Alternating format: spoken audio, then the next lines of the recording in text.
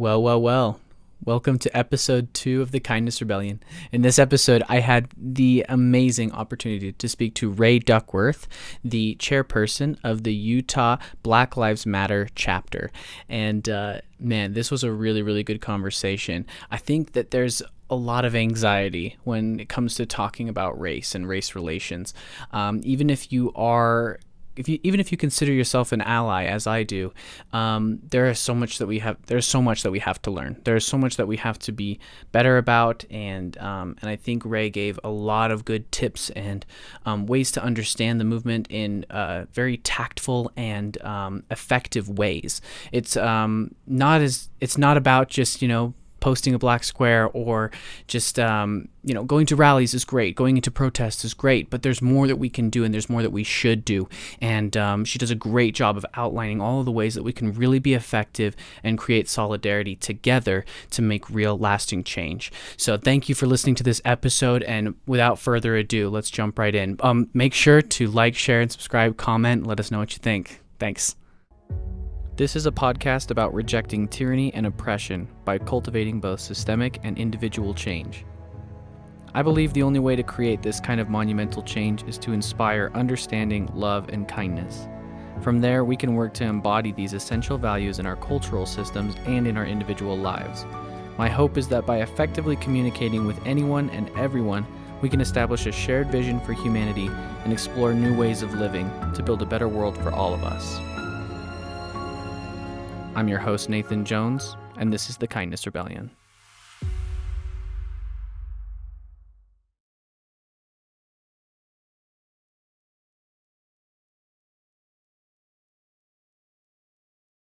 Rae, thank you so much for coming on to the Kindness Rebellion. It is an awesome opportunity for me to kind of get to know you a little bit better and get to know the Black Lives Matter, especially the Utah chapter movement, a lot more intimately. I think one of the things that I really want to cover a lot today is just how the public perceives Black Lives Matter versus what the organization is actually doing, what they actually value and strive for. Because as you probably know very, very well, there's a lot of bullshit surrounding how the public views Black Lives Matter and what they actually stand for. People trying to label it as a terrorist organization or other crazy shit like that, right? And I just wanted to reiterate that this is really an awesome opportunity, and I truly appreciate your time and getting to kind of meet you at the various activist groups that we've been going to. Especially, I've just started kind of focusing more on activism, and already trying to get to know more and more people, and it's great to get to know you a little bit. So thanks for coming on. For sure. Awesome. For Well, sure. thanks. So how about we get started by kind of letting you introduce yourself a little bit, just giving us some background about your own experiences and kind of also how you ended up as the head of the Utah chapter for Black Lives Matter. Okay, so my name is Rae Duckworth, and I'm the operating chairperson for Black Lives Matter Utah chapter. And I joined the chapter in 2019. So Lex Scott is the founder, and she was doing a presentation in February of 2019. And that's when I got to learn about this sense of community that she was structuring and creating. And, it was really cool to listen to her talk about all of these really cool things that, she was working on and the chapter was working on, and the kids camp. And then unfortunately in September of that same year, we were calling her because we needed her help because Bobby was killed by a cop. So my cousin is Bobby Rae Duckworth, and he was experiencing a mental health crisis. He was living in a rural area in Utah, and where everybody knows everybody. He was going for a walk. He was very upset. His partner at the time had called the police and said that she feared for him hurting himself, but not others. And he went for a walk, and he complied with the responding officer, which is Garrett Safely. And Garrett Safely shot him about 6 or 7 times and ended his life. And it was all during a mental health crisis. So it's not necessarily what we need when we're experiencing mental health crises. We need to be meeting one another with compassion, bare minimum, a hug, right? Seriously. So that whole obstacle and trial, that life altering event for my family, kind of made me really participate because I wanted better things. I have a child, so I want better things for my child's future. I and my child had a friendship with Bobby. Bobby is like a big giant bear. He'd come over and my daughter would just wrap him around her little finger, and it was very innocent and very lovely that she had that cousin experience before he was taken from us. So now I am the operating chairperson, and that has been a lot of fun. I love the communities I've been able to meet. A lot of that sense of community was after losing somebody to police violence. And so that's why I think it's extremely important to amplify families of police brutality and police violence, because these experiences change people's lives. And we don't have like a rule book for how to grieve, right? We don't have a rule book on how to live, to be honest, right? So we don't really know what we're doing. So I think it's like that sense of understanding is that in 2019, I was able to meet people who we were all understanding that we didn't really know what we were doing, but we knew that we were grieving and we were trying to survive and we were trying to live all at the same time. So it was just that kind of experience. And so now that's just where I am now. Wow. So now I'm also part of the board of the Utah Black History Museum. Bobby's name is on the back of the museum's bus as part of the exhibit. We have national victims of police brutality and violence, and then we also have Utah's, because we want to let people know that it's like actually an extreme issue here and an extreme problem that's targeting our marginalized communities and our spaces. So it's kind of just now I'm here. Nice. Yeah. Well, we're happy to have you here, even though it obviously happened under such terrible circumstances that, man, for like, I mean, at least myself personally, like I just didn't understand the scope of the problem really until George Floyd, right? And that's kind of when, at least from my perspective, Black Lives Matter was really launched into the spotlight, even though this has been happening for so much longer and it continues to happen to this day. And I'm so sorry to hear that happened. And I'm honestly, I think from previous discussions, it sounds like there still hasn't been any real justice for Bobby. Has there? No. So, like most cases that occur in Utah, the actions of officers are usually justified. Um, and when you look at the whole picture, the officers who kill people experiencing mental health crises are violating their constitutional rights of existing, and it's super crucial that we pay attention to that, because a lot of people want to have that relied trust of, oh, our justice system is going to prevail, and those officers, they did not act humanely and they're going to be punished, but like that doesn't really ever happen. And No. so I think that's what the death of George Floyd kind of proved too, was that our justice system, if we can hold police accountable, right? We can. It's just whether we're choosing to, and it's not we as in you and I or me and my neighbors. It's not that. It's like who we're putting into these elected positions, that if they're supportive of holding even police officers accountable or not. So it's very crucial to pay attention. Especially living in Salt Lake, really, it's just very important because, outside looking in, we are discussing Breonna Taylor, right? And Breonna Taylor, she was, unalived in her own home, in her own safety of her home. And like we live in Utah and this is considered like a cowboy country because everybody has a rifle. Like everybody has a cowboy hat and a gun around here, right? Mm-hmm. And that Breonna Taylor's story, like that's an experience that actually could happen here. She legally owned guns. She was within her means in the safety of her home, and the police wrongly raided her apartment. And we can show that it was corrupt all the way up to the top. Mm-hmm. But what we're not also paying attention to is like we understand that that's what's happening, but outside of that, they are attacking that neighborhood.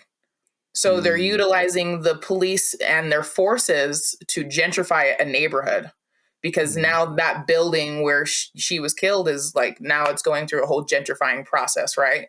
So Yeah. it's like, yeah, this really tragic thing happened, but the bleed out from that very tragic thing is like now gentrifying. Like they're Wow. trying to gentrify this neighborhood. And that happens in Salt Lake. Wow. Everywhere that a victim of police brutality in Salt Lake has died, the heavy police presence is to support gentrifying that part of the neighborhood. So I Jeez. think it's just very important to pay attention, like how all of these arms are connected to each other. Yeah, that's insane to hear that not only can they just like inflict so much violence and pain on a community in this area and then continue to perpetuate that without ever being held accountable. That's it's absolutely disgusting to hear. And I think honestly I've heard like sometimes when I tell people like, "Oh yeah, I've got a podcast with Ray of Black Lives Matter." They're like, why does Utah even have Black Lives Matter kind of thing?" Like I've literally been asked that. And it's Because we're like, "Oh my black. it's 'cause Black Lives Matter, motherfuckers." Like, that's why. And so Yeah. I'm kind of curious to hear like how your experience with Utah explicitly has been. Like, have you had a lot of like uphill battles? I mean, more than, is kind of anticipated already in, white supremacist America. But like, is Utah itself a lot harder to kind of operate within from your experience? Um, I can't really say if it's hard or versus easy because I wouldn't know in a different space. Hmm. But I can say, living and growing up and experiencing the Black life in Utah, Hmm. um, it's an obstacle. And so Lex actually shared something on the internet the other day that it was a quote, and it was talking about um, if you're if you're my accomplice, then you better be standing close enough to also get hit by the stones being thrown. Mm. I think that that's something that is kind of reflective of Utah, is Hmm. because like like a black queer person. I'm a single parent, so like I have these intersections of my identity. Um, and sometimes it does feel like I'm the only one that's getting hit with those stones in some of the spaces. Mm. But in like that same reverse of that same scenario, right? When I'm in a space and I can feel that I'm not the only person getting hit by those stones, but like my accomplices are, or people of my same intersecting communities, like I can feel it. And so it's, you can feel like the power of the people when you are like Mm. organizing in Utah, especially Salt Lake. Mhm. You can feel it because it just like everything starts to shift a little bit. But yeah, Yeah. like it does get, the obstacles do exist like when you are in a space and you do feel, oh man, I'm really the only person like taking these stones in this moment, right? I can tell Mhm. when that's happening.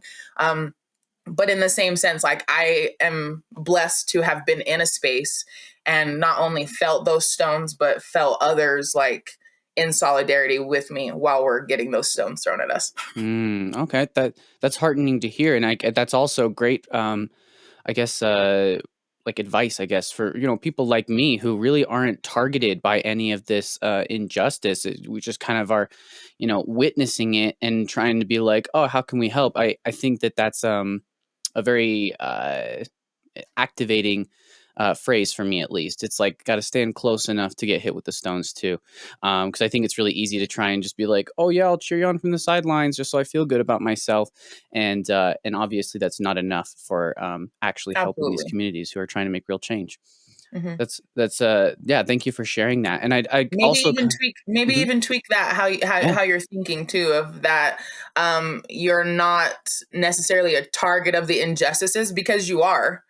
Mm, As long as a body is able to have their constitutional rights violated, that can go for mm. anybody. And like Oh. when we talk about like the mural space in Salt Lake, Mhm. like when you walk around that space, like I look like some of those people, you look like some of those people. And That's so cool. it really points out that there's like an intersectionality to even who is being abused. Mm. Thank you for clarifying that. That's actually really important because I love the idea that like if any one of us is getting hurt, if any one of us is getting disrespected or unhoused or abused and violated in any way by the state, it's affecting all of us. Absolutely. I actually went and visited that mural yesterday after the CAG meeting, and there was one part of oh God, fuck me, I forgot the name of the person who I was looking at their mural, and right next to it, it just says "We are all related," and that like that kind of got me, and that was Dylan Taylor. thank you, Dylan Taylor. Yeah. Perfect. Yeah, that was that one really hit me just because like it really speaks to exactly what you're saying. Like maybe I'm not a part of these like marginalized groups, but because I'm a part of a community and a species that is being attacked by the state, by the police, I am also being attacked, and I think that's where more people need to understand that and be able to stand up. So thank you very much for clarifying that. Yeah. And I guess one thing that I'd love to understand a little bit more is like, what are the current barriers to achieving justice for these situations? I know you were telling me about a case just yesterday where they just got body cam footage from they murdered him like what 3 years ago.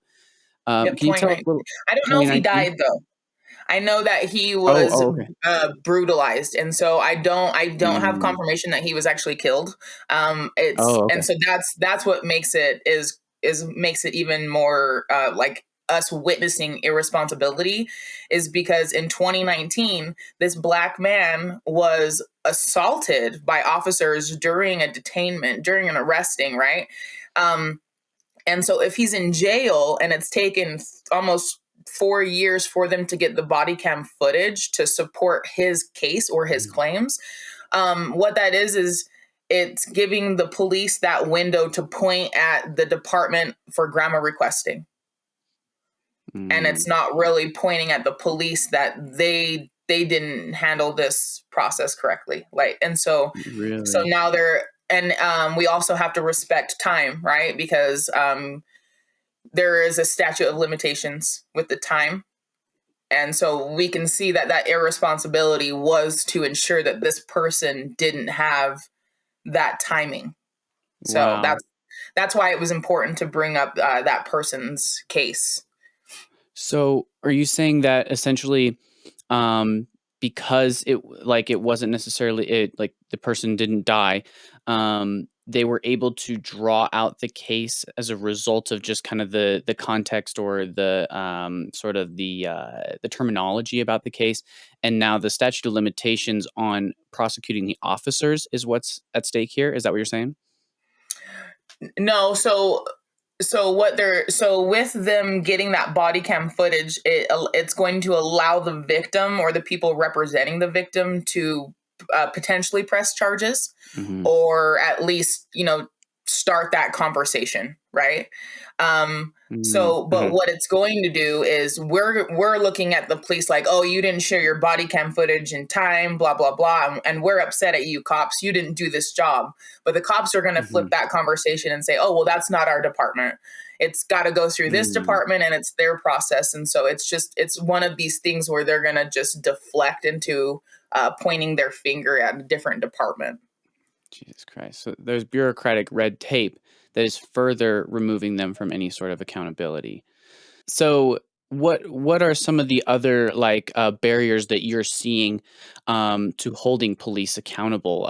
What are some of the legal issues, some of the just the bureaucratic red tape bullshit, or even just plain and simple corruption? What kinds of things are you seeing?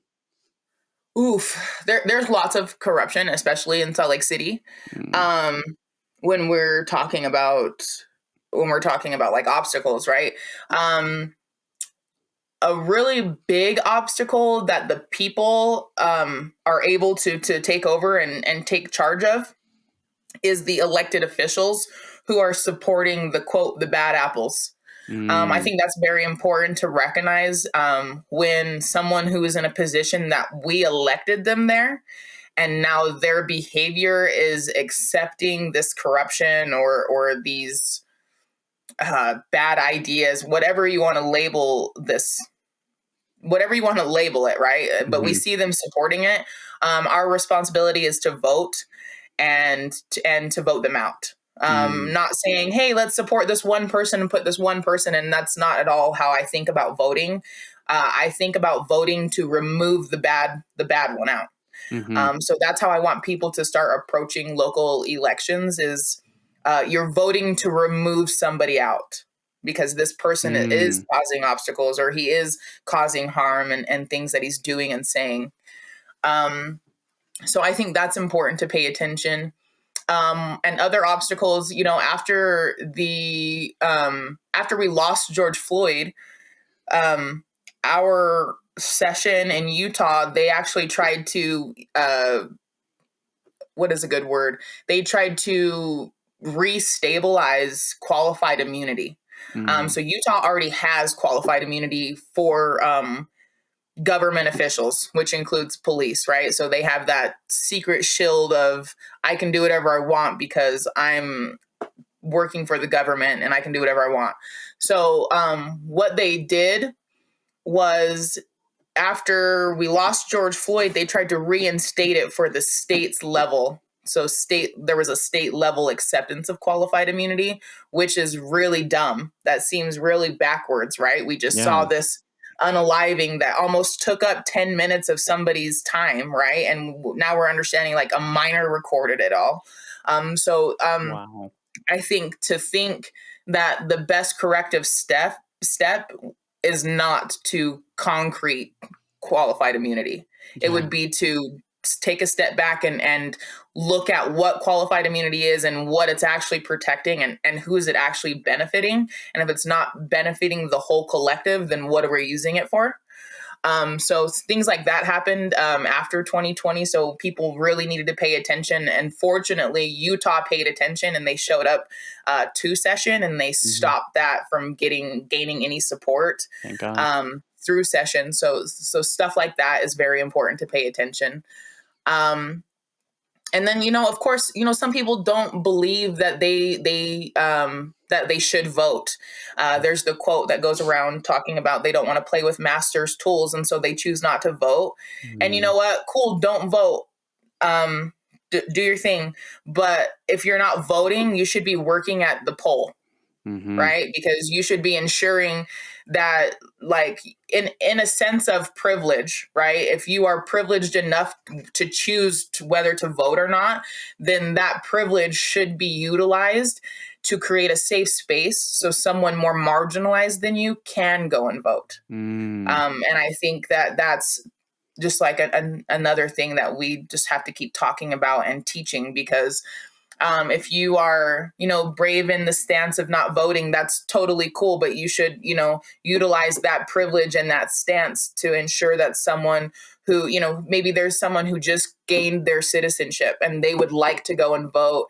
And knowing how Utah works with, um, open carry and things of that nature, maybe they don't feel too safe going and utilizing their vote. So people mhm. should pay attention to those kind of things and participate. I think that's probably the number one thing people can do is participate. Mm, that's actually really good to bring up because I totally resonate with that concept of like not playing with the master's tools. But I think one of the things that you mentioned there is just how like voting is in many ways like the bare minimum on just like on what you were saying is harm reduction, right? Mhm. Even if you're not if even if there's no candidates that you're like, I love this person, they're definitely going to represent all my values. It's like, okay, let's at least like have this harm reduction to get out Aaron Mendenhall, things like that, right? And so it's crazy to me that people can just be like, oh, voting's bullshit, and be like, okay, yeah, I understand that, and then just not do anything. They're just like, Yeah. cool, I'm just not even gonna do anything. It's like voting's literally the bare minimum. If you really think it's useless, then I love the idea of going out and still helping the polls to prop up those people who want to vote and who really do value it, and allowing that space to grow more and feel more safe. And then also just maybe being more participating more in activism and actually on the ground action and developing communities and things like that. Um, but And I think participating, it makes you aware of the intersectionalities there, right? mm, Because if you think about a family who is, fighting for citizenship, okay? Let's say that there's mhm, a family that's fighting for citizenship, and then one of the family members are killed by police. mm, You know what I mean? mhm, So doesn't that alone make you think, hey, well, I'm going to put my vote to support this family because like their whole table has turned. And so mm, now like their obstacles has heightened in that moment. mhm, So even if you think, oh, I'm not going to vote for this person or as I would be for this person, I'm going to ensure that this family has structured safety to be heard, whether it's mhm, voting or going up to the Capitol and speaking, whether they need to be heard in a court case, or at citizenship hearings or anything like that. I'm going to ensure that my actions are going to be supportive of this family of police brutality and their obstacles, right? I just think mhm, it's just when you participate, it brings the awareness of intersectionality and it really heightens that how much we're all really connected.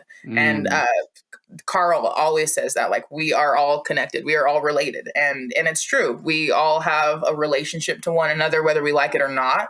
mhm. Because when we hit ground zero, you're my neighbor, I'm your neighbor, Yeah, and that's a relationship in itself. And so that should be good enough to want to have safety and community. yeah, and to actually make those efforts. I think that's definitely a concept that is like missing from our cultural narrative right now. We really don't think of, or most people don't think of being related to everybody. They don't think about being interconnected to everybody. We have a lot of division in terms of politics or just ideologies or even just like physical division. I'd also blame car culture in a lot of ways for that sort of individualistic mindset and things like that. So it really is this, like, there's a cultural mindset shift that has to happen there, where we understand that we're all interrelated, interconnected, to be willing to show up for each other, which is exactly what you're saying. So I guess one thing I'd love to kind of um, ask then from that point is like, how can we start to build that cultural shift, that understanding that we really are interrelated? Do you think it's possible to awaken people to that understanding, especially in terms of like being able to have effective conversations like about race, about intersectionality, and about like all of these the issues affecting marginalized communities? Yeah. Yeah, I think anything is possible, first of all. Mm, Um, but I do feel that people are capable of coming to that conclusion and that awareness that, um, man, like the bare minimum you got to do is just participate, whether you're, you know, mhm, doing something politically or not, like getting to know your neighbor. mhm, Like, and this is something that I mm, like to remind people too. There's so much power to the people, right? There's literally so much power to the people that it is more terrifying for a government for you to know your neighbor. mm, And that just speaks volumes because when we think about, oh, who are you going to ask for sugar, I'm going to go next door and ask my neighbor for sugar, and then I'm going to know about them, I'm going to learn them, I'm going to have a relationship with them, I'm going to joke with them through the fence, right? I'm going to now know my neighbor, right? And that's that's the scariest thing a government views is, oh no, they know their neighbor. And Mm-hmm. I think that we should be understanding is like a weapon in itself. And, and it's not a harmful weapon. It's just a powerful, supportive solidarity creating of a weapon. Mm-hmm. And so people, good ways in Salt Lake City to get involved or at least participate. If you're not into, voting and register for voting and lobbying and working the legislative side, get to know your neighbor. There's plenty of ways to get to know your neighbor. If you're really into, if your love language is serving your neighbor or serving one another, you can do outreach. Down at that murals, they built community boxes so people could fill the community boxes with resources, so anybody could have like a free for all kind of thing. Nice. All of those faces all have garden boxes in front of them. So some Mm-hmm. of the families like to go down there and plant and garden. So if you ever see, families down there participating in their spaces in this safe communal space and doing planting and gardening, go and ask them about their loved one, or go and ask them why they're in that space. You know what I mean? Like, it's really easy to get to know your neighbor. And when we do, all we do is concrete love. And when you concrete love, that's fuel for the people, and that's what keeps people going. And I think that's why it's so important to remember to go and ask your neighbor for sugar, because it'll literally change your life. And Mm-hmm. maybe you find out you have a really shitty neighbor, but at least you know your neighbor, and that's so powerful in itself. You can also go to the People's Garden. That's in Rose Park. And that's such a beautiful space. Margarita Sattini, she was an activist here who passed away after battling COVID. The police used to park in front of her house, and they knew that there was a multi-generational home. And so they would just park out front, quote, to wait for them to mess up. So there's that, like, that police forcing structure that messed with this woman who is an amazing activist. And so she now has a mural at the People's Garden, and it's a really beautiful space there. It's near the health department. Unsheltered people live near it. And they also take care of this space.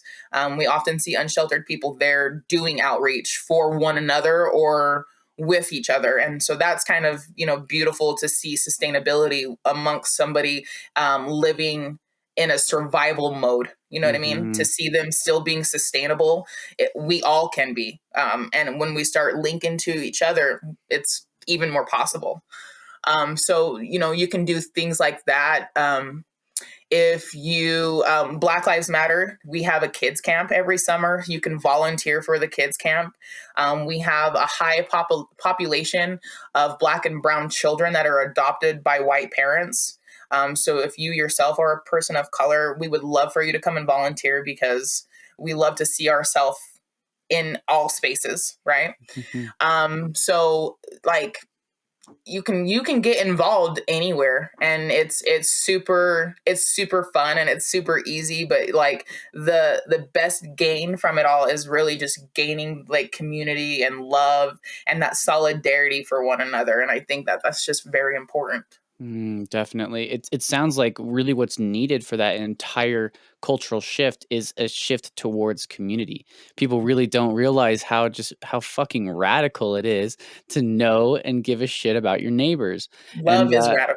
love is radical. Like we live in a society that cares more about individualism and greed than it does about the well-being of our fellow humans. Mhm. And that the People's Garden that you mentioned is just an absolutely beautiful example of people saying like, fuck it, we're just going to get together and do our own thing because all we need is each other.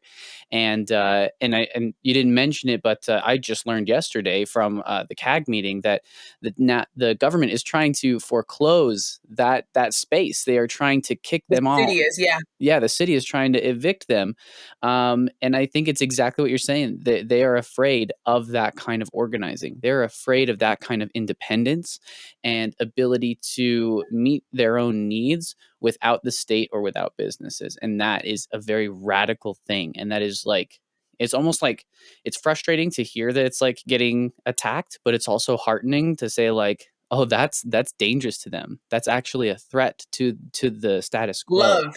Yes. It should make you think of those viral photos of the civil rights movement of Black women with flowers in their hair and they're Mm. facing barrels, Mm. because that was so feared. Do you know what I mean? Yeah. So yeah, it's super much like even when we saw in when the elderly woman dropped the sunflower seeds in front of the soldiers, right? It Hmm. is that is so dangerous, but it is just nothing but love and radical to us, and so Hmm. it's that much more powerful, and I love it. It is. I do too, and I think that that's, really the embodiment of the kindness rebellion, right? It's like it's the idea that actually giving a shit about human beings and building systems and individual habits that curate that is actually an act of rebellion. And so I love that you really outlined that for us, and I especially the ways that we can build community, and just by getting to know your neighbors, being more involved in these kinds of projects, and probably even just trying to set them up in our own spaces as well to ensure that people are just knowing how to take care of each other. I think one of the things that I've been seeing a lot is just people afraid of their neighbors. Yeah. I'm sure you've seen that too. Is just this idea that like anyone could be out to get you, or anyone could try to harm you or take advantage of you. How do you try to kind of work through that mindset with people? Because I would say that more people are more afraid of what might happen than what actually will happen.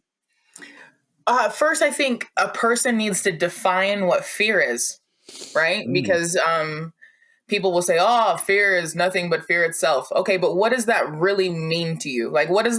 what does that sum up for you? Because I think fear is just the unknown, right? It's that Mm. question mark of possibilities. Mhm. But you can always flip that cup full, and it's not that it's a fear, but maybe it's an excitement, and it Mhm. just feels a lot, and so that's why it's deemed fearful. I Mhm. think that you really just need to define what fear is.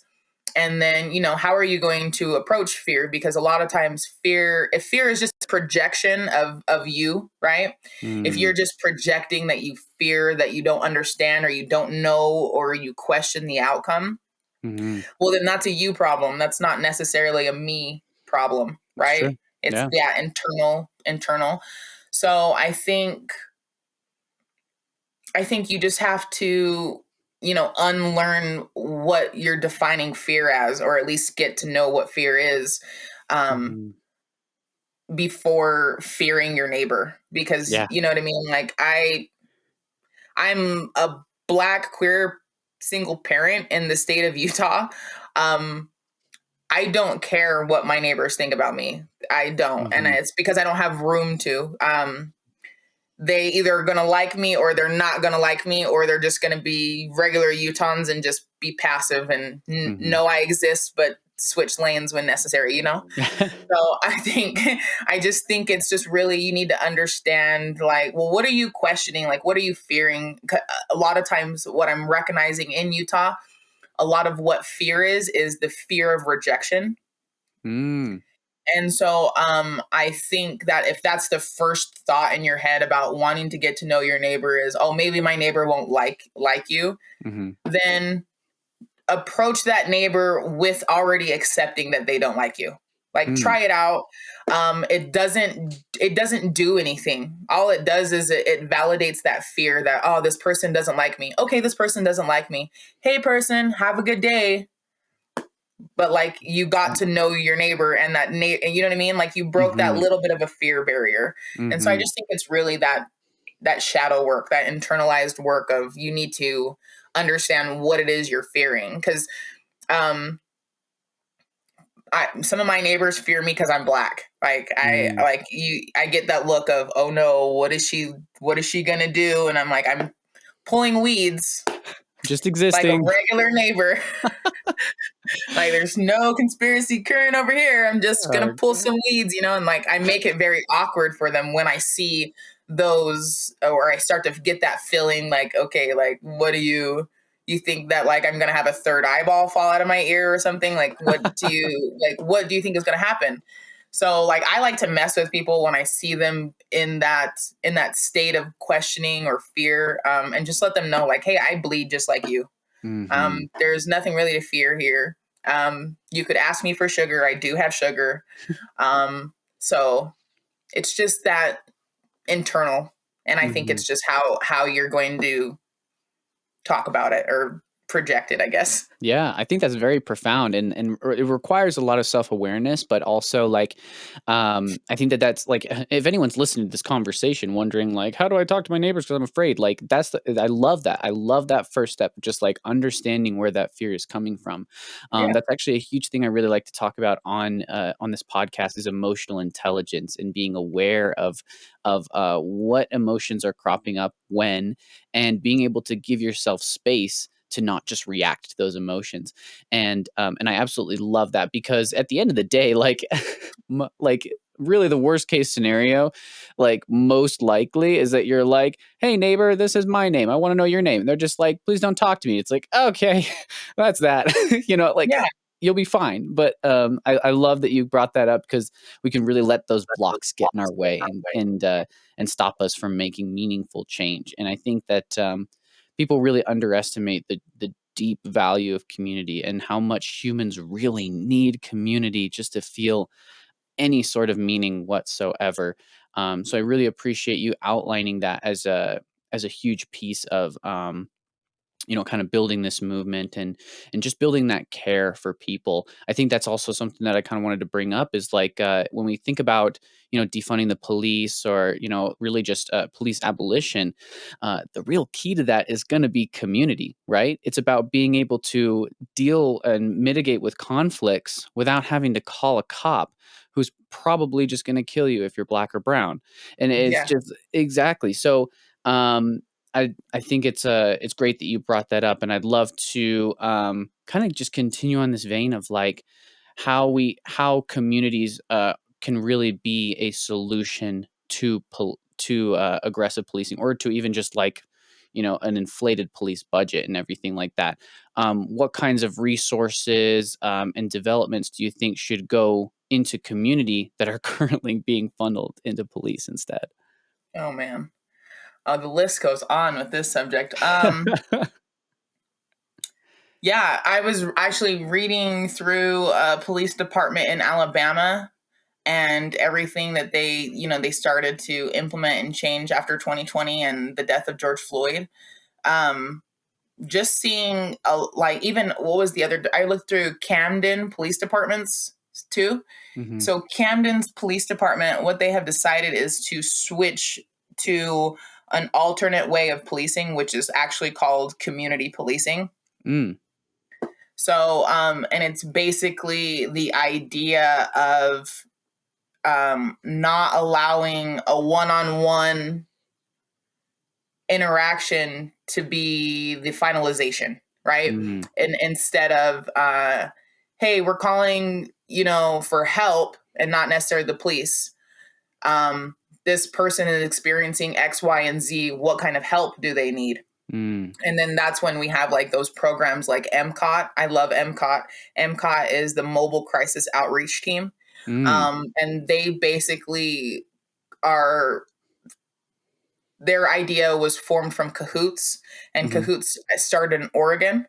Mhm. And they are nurses and psychologists and social workers who respond to non-lethal crises, mental health crises, and health crises, which include Mhm. like physical health and things like that. So to change the idea of, hey, this man with a gun, he's going to go and help this lady cross the road. Help. Yeah. Yeah, you know what I mean. Like Mhm. we're not doing that anymore. Mm. And we shouldn't have to. Now it's, hey, these doctors and these social workers and these nurses who spent all of this money to ensure that they went to school, and now that they're in school, they have all of these degrees in knowledge and education. We're going to let the lady cross the road. And we're going to Mhm. let them do it their way, because their way is showing the preservation of life. Their way is showing more positive outcomes, Mhm. less liability. Like we're going to do it this way. Mhm. So like programs like that are super, super crucial, because they start to limit or decrease the interaction the community has with police. And Mm. that's what we should do as community members, is often we should be supporting ideas that decrease or limit those interactions with the police. Other ways that you can do that, there's an app called Eyewitness. Mm. And Eyewitness is the idea of when you're in an interaction with a police officer, and if you don't feel safe, which you could not feel safe for many reasons. You could not Mm-hmm. feel safe for being black, being brown, being disabled, having a disability that's not physical. You could fear for your life with interacting with a police officer for any of these reasons. And so what Eyewitness would do is you would be able to basically have a lawyer speak on your behalf during this interaction, which is, the idea to limit that interaction with a community member and with someone who has knowledge of the law. Mm. So that's like another supportive app that people should be aware of, and support that as best as you can. Other programs are like social programs, and I know people like get triggered with the word social and they think, oh, whatever, but like literally social programs support social emotional learning.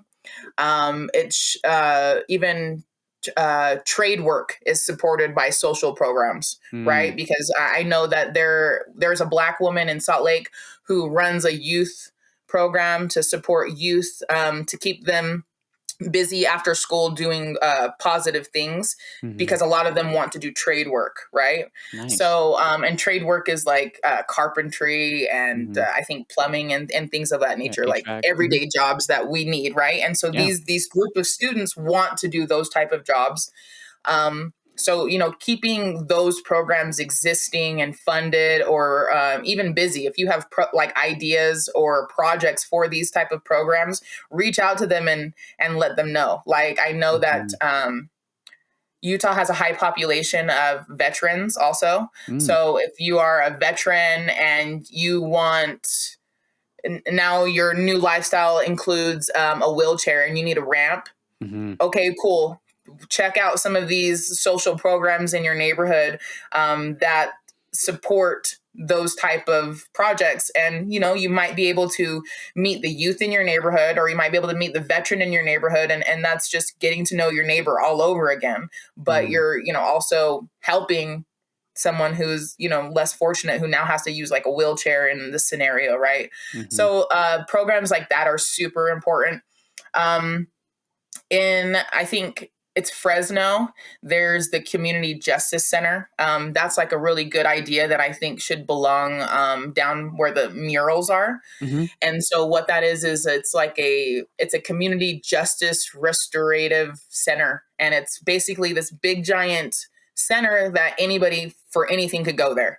Mm-hmm. If you needed direction on what type of lawyer to get for a civil reason, they would have resources. If you needed access to a book that your school removed because of some type of weird political support, got the book removed, and so this would have that book for you to read and educate, and so you could get your own knowledge about the book. So they have different kinds of programs. They teach you how to write resumes, basically anything and everything that you could need in any moment, right? Mm. So I think like programs like those, they should be existing more. And if it is currently existing in your neighborhood and you are aware of it existing, I think that you should, take it up a step, and not only just know that it exists, but maybe ask them how to keep it going. Mm-hmm. How to keep that the longevity of those programs or those projects or those organizations. A lot of times they're just organizations of people trying to do good things. Mm. um, I would definitely just, check in with them and say, hey, so what's going to keep this going? Yeah. With the chapter, we don't accept donations, but we have people who call and they'll tell us like, how do we keep it going? How do we keep it Mm-hmm. going? And it's like, well, first of all, we don't really want your money, but if you have money and you're trying to put it somewhere, here are these really cool programs that have, like super cool ideas. Yeah. Even like the museum, like we Mm-hmm. have the Utah Black History Museum. That's like a really good place that I've met really cool donors, and that's why they donated to the Black History Museum, Mm-hmm. is to keep the sustainability of Black history being talked about in the state, Mm-hmm. the longevity of it, and basically, stay in solidarity with Utah's Black community also. So it's just, there's so many things to do. Like I could go on for days. Like Yeah. you just gotta, and that's why people, I think, when they ask, hey, how do I get involved with the chapter, like that's the first thing to come out of my mouth is, well, what do you want to do? Yeah. Because I'm not going to tell you something that you're not really interested in. Like I would never Mm-hmm. want to do that to a person. But if you are, you want to put your money somewhere, cool, we'll point you in a direction of really good ideas. If you Mm-hmm. really want to just go and garden, or if you just want to be in the sunshine, okay, Mm-hmm. cool, we have like projects for that. Like, you know what I mean? So it's just depends on like where you're at, because everything is connected.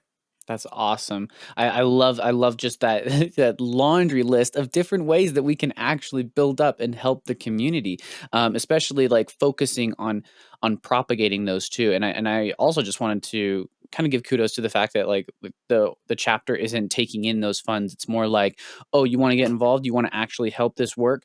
Here are some on the ground organizations that you can support and work with, and we're just going to kind of coordinate and help you and kind of be like a leading voice in that space. And another thing that I really love is the entire idea of trying to limit the police interaction with the communities, because they really don't have the skills to handle most of the problems they're being tasked with. Like I'll often tell people that really the only thing police can do is punish and control. That's it.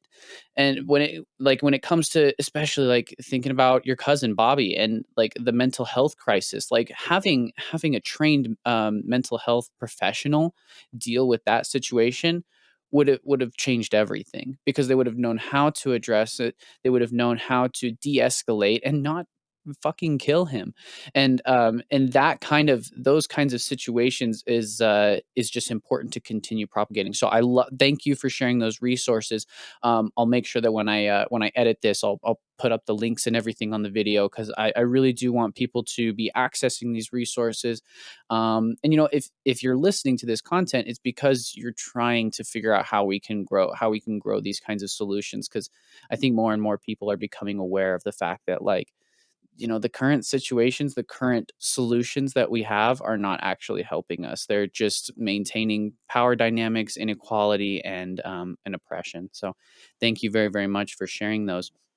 And I kind of wanted to use this to zoom out a little bit to a more macro view of kind of overcoming like racial hierarchies and structures of dominance overall. Like how do you see these different direct action building up that momentum for achieving things like racial justice and removing these kinds of dominance hierarchies.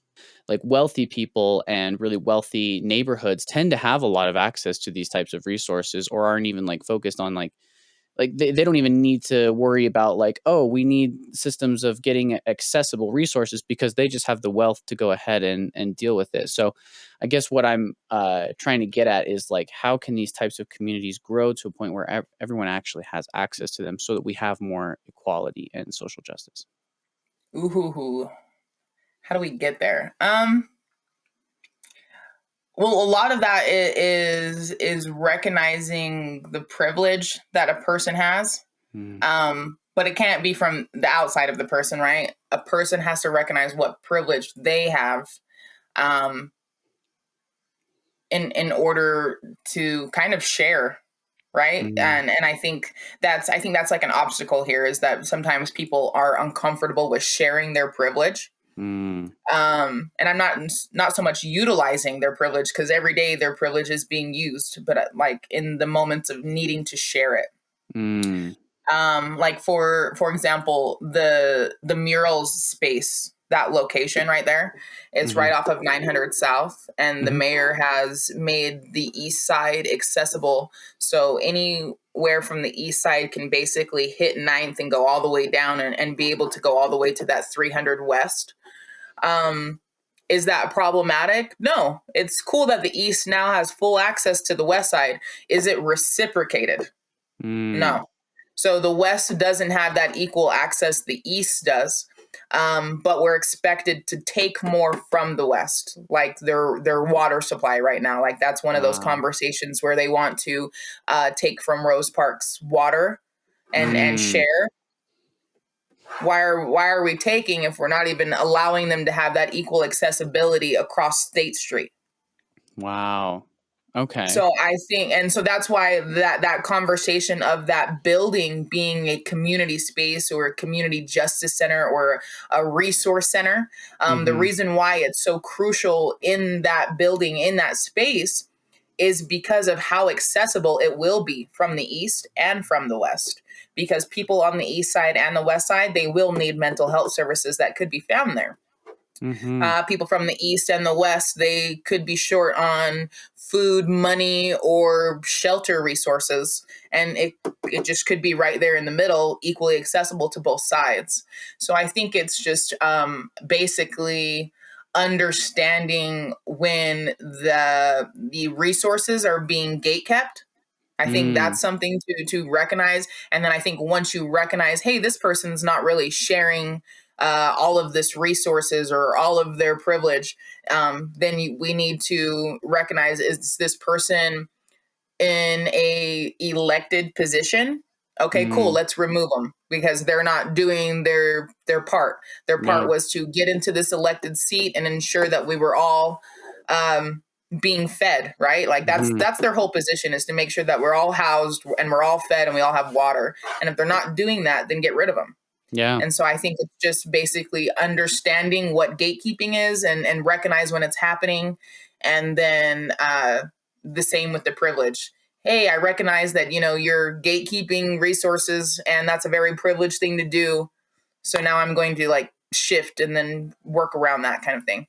Okay, that makes a lot of sense because, and I did kind of phrase that question really weird because I do see what you're saying where you know a lot of these communities might that maybe sort of are the haves or whatever they have this privilege and this access and these resources that they're simply not willing to share, and I think a lot of that can come from just very simply ignorance. Like they might like a lot of people that I would talk to. I think realize or sort of think like, oh well, there's either plenty enough to go around, or maybe they like we deserve these resources, we earned it, kind of thing. And so that I think that's where I was kind of trying to zoom out and try to help explain to people like, no, no, no, you have access to these resources because of certain hierarchies and certain structures that are like funneling it to you. And it's that gatekeeping that you're referring to. I think that's where it's kind of clicking for me, is that it's actually restricting access to the people who truly need it, and being willing to open up and understand that so that we can share resources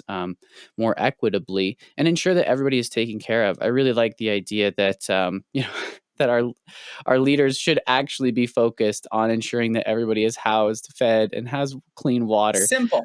I know, right? Like that should just be the bare minimum. And instead, they end up just doing stupid campaigns where they really just show up, smile, and wave, and then suck the dicks of banks. And so that's kind of thank you for kind of sharing that and expressing the ways that we can sort of build that solidarity and that equity there. I think it's going to be an uphill battle trying to convince or awaken people to that kind of need. But it sounds like like there's already work being done to kind of help awaken people to that and sort of awaken change that. And it's it's that just that inner work that a lot of people do have to do, because a lot of people, like when you are lobbying or when you're knocking on the door and talking about certain bills or legislation that's going to pass, a lot Mm-hmm. of people, the first words to come out of their mouth is, oh well, I don't have that problem, which Mm, is okay, that's fine. But imagine your neighbor does, because a lot of times mm, people can't, oh, I could never imagine me going through that. Okay, that's fine. Now let's talk about your neighbor. Your mm-hmm. neighbor is going through that exact scenario.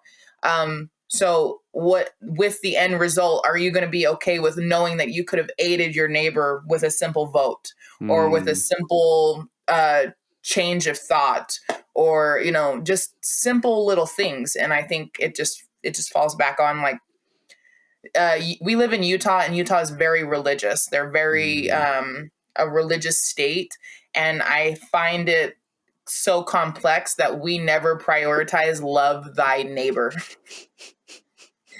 Seriously. It comes right back to the interrelatedness and the interconnectedness. Like, you're 100% right. Like, we have this high Mormon population that pretends like, oh hey, we love thy neighbor, but then as soon as there's like propositions or any sort of action that's being taken to say like, hey, we need to actually help our neighbor, it's like, oh well, I'm not going through that, or oh, I don't want to share, or I deserve this access that I have right now, or whatever it may be. But I think that's really an important refocus, is like, hey, love thy neighbor, and realize that like by doing so you're also loving yourself. Like, you're taking care of the entire environment and the interrelated structure that we're all a part of, whether we like it or not. Yeah. it's So uh it's kind of interesting because this idea of like sharing resources and sort of like shifting these balances, it kind of brings me to another question that I wanted to talk about, which is like reparations and things like that. Do you think that that is a viable means or avenue of making real change here in America? For a yeah. little, I had listened to this podcast with Professor Kahindi Andrews, and he said that true reparations from the U.S. or the U.K. would effectively like end those countries, because there's really like so much wealth, like intergenerational wealth, owed to the Black population specifically. And so I was I wanted to dive into that a little bit. Like, do you see that as a viable route, and could that be this sharing in this I guess this solution that we're kind of talking about?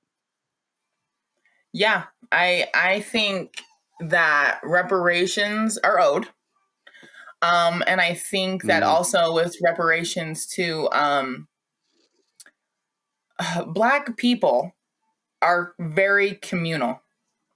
And so, even with the understanding mm, that Black people are owed so much to where other countries could end, Black people are still not going to push for that. mhm, They just want the equitable mm, outcome. Because reparations could look like mm, no student loans. Reparations could look like no mm, credit scores on your housing application. Reparations could look like an American Express gas card. Gas is stupid expensive. So reparations could take many forms. mhm, Reparations could very well exist because Black people are the first people to put that money right back into our country. So mm, we know this because history has told us, statistics have showed us that the Black dollar is the most used dollar, which is the most spent dollar, which keeps that wheel of the economy going. So mhm, if Black people just chose not to spend any dollars, then the mhm. wheel would not turn. Yeah. The fact that we keep spending and spinning that wheel is because we live here and we're community and it's communal, and we know that, I think that we really do know that we could shut the whole thing down, and but that would hurt everybody. Mm, And so I think that that's just something to acknowledge, that it's owed respectfully to this group of people, and they're not burning down the Capitol or January 6ing it for it. So it's yeah. it's it's just very, I think it's something to heavily discuss and acknowledge. Um, Mhm. I see, works in California of people of like those programs and things like that. But I think that they're very cool, and I can't wait until Utah gets on board to, where they're acknowledging. I mean, reparations could look like a Black school. Mm, Reparations could be anything. Like, reparations could take form as long as we get that equitable outcome, and that's really what Black people are asking for when we're discussing what reparations are. Reparations mhm. could look like free mental health for the rest of our lives. Mm. You know Oh, what I mean? man. Like Yeah. it could be these things, and these things are obtainable, they're reachable, and they're not as radical as they might sound. They're really not. They're really not radical at all. They're very general, easygoing ideas, and so that's what makes it like possible. Hmm. I actually really like what you said about it being, it's not about like, oh, well, we like, there's this huge debt owed and we're aware of it and we just want to effectively like pay it off. And those, it's about gaining that social mobility, about that access and that equal outcome that you're talking about, and that equal opportunity as well. I love the idea of just like, okay, so what are the primary expenses that are affecting these community? What are the main barriers? And then instead of literally just being like, cool, that's worth $2 million, here you go, it's more like, okay, let's remove those barriers, let's invest in those solutions, let's actually like help these communities. And it was really interesting to also hear that the black dollar that you're saying is actually a huge stimulation for the economy because of the that sharing, that community, and that just that momentum to kind of just keep growing it. That's just kind of a like a beautiful reason to like actually focus on these types of solutions and ensure that that equity is being built, and that we're also just trying to make amends for the intergenerational and systemic issues that have been like plaguing these communities for so long. So yeah, thank you so much for that. Yeah.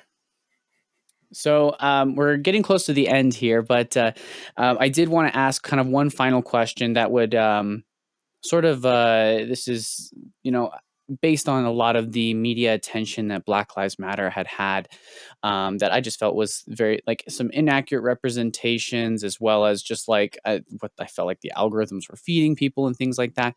I kind of wanted to just very clearly state like what are the main tenets of the Black Lives Matter movement, and maybe clarifying what is often misunderstood by the public. The biggest misunderstanding that's by the public is they assign the movement to a global network. Mm, Um, the network is part of the movement, but the movement does not make the network. And I think that's interesting. something that people should know and understand, because um, they love to tie the two together.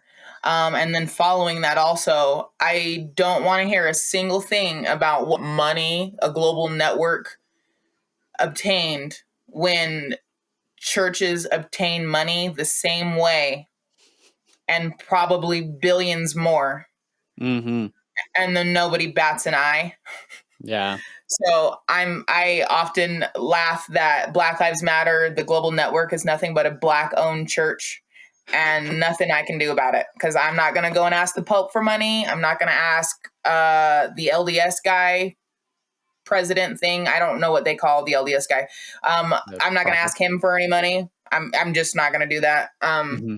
But so that's, I do think that those are like things that people should be aware of before they make their final judgment, which they shouldn't even be doing in the first place. But these are things to intake when coming to conclusions for yourself. Mm, Um, Other things that people need to understand is that the movement is hmm. to amplify the much needed correction in this country when Mm, dealing with police interactions. hmm. Police are more than likely to unalive a person and deem them a threat if their skin is dark. Mm, That is just, that's a fact. hmm. And we see this on many occasions. Even for example, for Bernardo Palacios, um, after listening to the appeals in the Tenth Circuit Court, the suspect who committed the crimes does not match Bernardo Palacios' identity. Hmm. So the police potentially killed the wrong person who they were pursuing. Wow. And and we know this because in the description of the person who committed the crimes, he was considered light skinned, and Bernardo Palacios is as dark as I am. So he Wow. has very melanated skin. And so like he is very much a person of color. And so we know that his life was not held to the value of his white counterpart. And Mm. that's just a reality.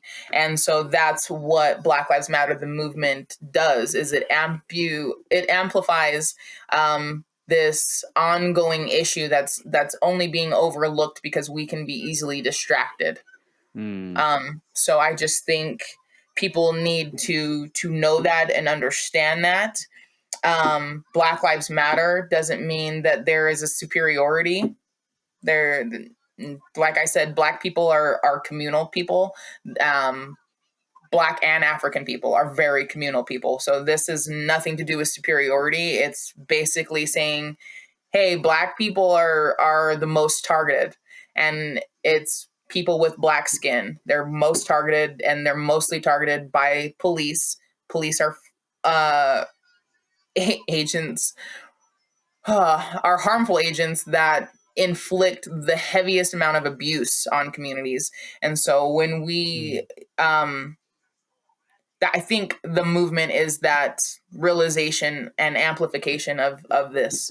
And so I think that's what people need to really know about it. Because I've heard people be upset with, Black Lives Matter for not uh, supporting certain cases, but that's not it at all. The movement supports Black liberation.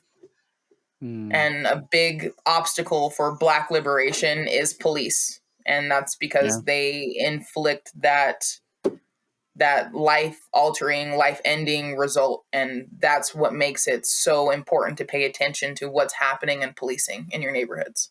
Mm, perfect. Thank you so much for just kind of just stating that very clearly and plainly. Like it's unfortunate that I felt like it sort of needed to be stated so plainly and clearly because like just some people that I'll talk to will just misconstrue it in all these like stupid ways and try to twist it into this like really awful narrative that like honestly from like even just my perspective and my experience has never been the case especially kind of what you were saying where it was like some people can misconstrue it to say like, oh, it's supremacy or like it's trying to say that Black Lives Matter more or some bullshit like that. Like it's I just appreciate you really kind of laying that out. So it's very clear, like, no, these communities have been targeted by policing.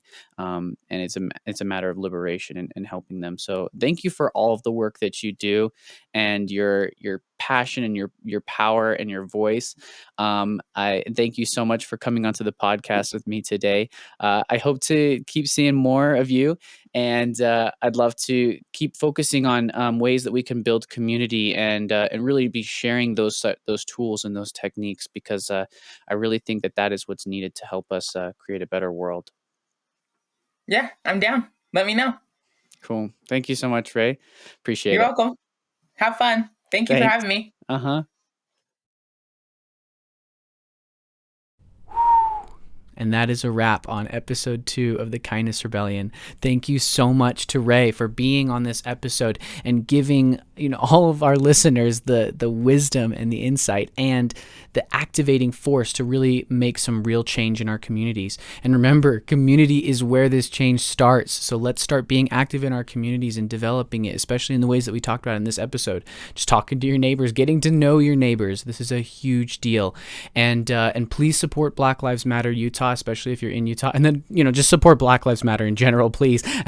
And check out blacklivesmatterutah.com.